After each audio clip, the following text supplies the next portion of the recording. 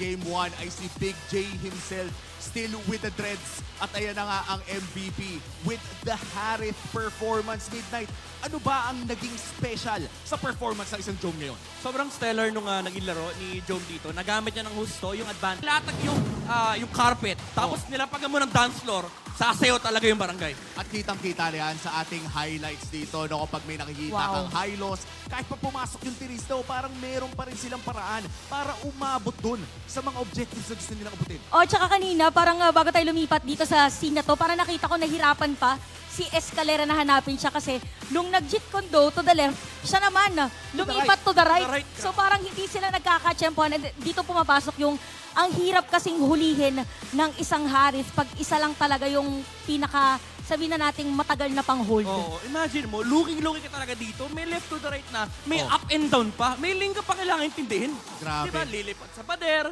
tapos susubukan mong hulihan, bigla magpapakita Harith, tapos may nag-uuhubad na Edith. Sabi nga ni Ingan, nag-uhubad na si Edith. Pero yun yung yun yung medyo nahihirapan yung TNC. Parang yung way ng composition nila manalo, parang directly countered sila ng ginagawa ng Smart Omega. Lalo nung lumabas yung Hylos pick during the draft. Ang idea dito ng Omega is all-in talaga. Although meron ka namang Zask to punish, pero nga dahil nga nandun yung Glorious Pathway, wala silang pake kahit lumabas na yung mga spawns. Oh, man. Tapos meron pa nga tayo nakitang Aurora.